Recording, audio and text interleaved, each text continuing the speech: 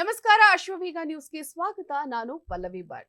HSRP number plate ನೋಂದಣಿ ಹೆಸರಲ್ಲಿ ವಂಚನೆ ನಡೀತಾ ಇದ್ದು, ನೋಂದಣಿ ಬಳಿಕ ಸಿಗುವ QR ಕೋಡ್ಗಳಲ್ಲಿ ನಕಲಿಯನ್ನ ಮಾಡಲಾಗ್ತಾ ಇದೆ. ಜನರು ನಕಲಿ QR ಕೋಡ್ಗಳನ್ನ ಟಚ್ ಮಾಡಿದ್ರೆ ಸಾಕು, ಕಳ್ಳರ ಖಾತೆಗೆ ಸಂಪೂರ್ಣ ಹಣ ವರ್ಗಾವಣೆಯಾಗುತ್ತೆ. ಹೀಗಾಗಿ ಈ ಬಗ್ಗೆ ಎಚ್ಚರಿಕೆಯನ್ನ ವಹಿಸುವಂತೆ ಪೊಲೀಸರು ಇದೀಗ ಮನವಿಯನ್ನ ಮಾಡಿದ್ದಾರೆ. ಹೌದು, ಮೇ 31ರವರೆಗೆ ನಂಬರ್ ಪ್ಲೇಟ್ ಅಳವಡಿಕೆಯ ಸಮಯವನ್ನು ವಿಸ್ತರಣೆ ಮಾಡಿ ರಾಜ್ಯ ಸಾರಿಗೆ ಇಲಾಖೆ ಅಧಿಕೃತ ಆದೇಶವನ್ನ ಹೊರಡಿಸಿದೆ.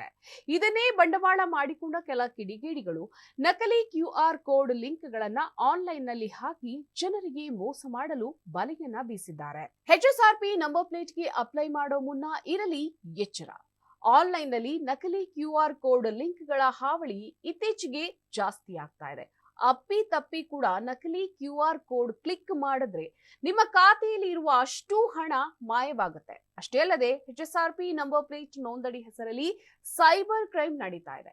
ನಕಲಿ ಲಿಂಕ್ ಹರಿಬಿಟ್ಟು ಕೆಲ ಕದೀಮರು ದುಡ್ಡು ಮಾಡಲು ಹೊರಟಿದ್ದಾರೆ. ನೋಂದಣಿ ಬಳಿಕ ಸಿಗುವಂತಹ QR ಕೋಡ್ಗಳನ್ನ ನಕಲಿ ಮಾಡ್ತಾ ಇದ್ದಾರೆ.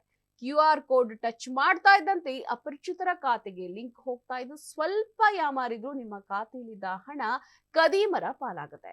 ಈ ಬಗ್ಗೆ ಓರ್ವ ವ್ಯಕ್ತಿ ಎಕ್ಸ್ ಖಾತೆಯ ಮೂಲಕ ನಗರ ಪೊಲೀಸರಿಗೆ ಇದೀಗ ದೂರನ್ನ ಕೊಟ್ಟಿದ್ದಾರೆ. QR ಕೋಡ್ ಸಮೇತ ಪೊಲೀಸರಿಗೆ ಇವರು ದೂರನ್ನ ನೀಡಿದ್ದು, ಸೈಬರ್ ವಂಚಕರ ಬಗ್ಗೆ ಎಚ್ಚರಿಕೆಯಿಂದ ಇರುವಂತೆ ಪೊಲೀಸರು ಸೂಚನೆಯನ್ನ ಇದೀಗ ಕೊಡ್ತಾ ಇದ್ದಾರೆ. ನಂಬರ್ ಪ್ಲೇಟ್ ಅಳವಡಿಕೆಗೆ ಮುಗಿಬಿದ್ದ ಜನರನ್ನ ಟೆಕ್ನಿಕಲ್ ಸಮಸ್ಯೆಯಿಂದಾಗಿ ಶುಲ್ಕ ಪಾವತಿ ನಂತರ ಕೈಕೊಡ್ತಾ ಇರುವ ಪೋರ್ಟಲ್ಗಳು ಜನರ ಪರದಾಟ, ಸರ್ವರ್ ಮೇಲೆ ಒತ್ತಡ ಹೆಚ್ಚಿ ಪೋರ್ಟಲ್ಗಳು ಸರಿಯಾಗಿ ಇದೀಗ ಕಾರ್ಯವನ್ನ ನಿರ್ವಹಿಸ್ತಾ ಇಲ್ಲ.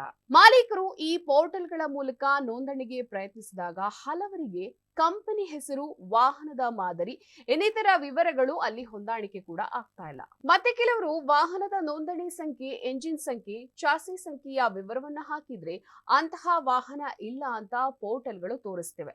ಹಲವು ವಾಹನಗಳ ಮಾಲೀಕರ ಮತ್ತು ಕಂಪನಿಯ ಹೆಸರು ಕೂಡ ಬದಲಾಗ್ತಾ ಇದೆಯಂತೆ. ಹೀಗಾಗಿ ಕೆಲವರು ನೋಂದಣಿಗೆ ಪರದಾಡ್ತಾ ಇದ್ದಾರೆ. ಆದ್ದರಿಂದ ಎಚ್ಚರಿಕೆಯನ್ನ ವಹಿಸಿ ಅಪ್ಲೈ ಮಾಡಬೇಕಾಗಿದೆ.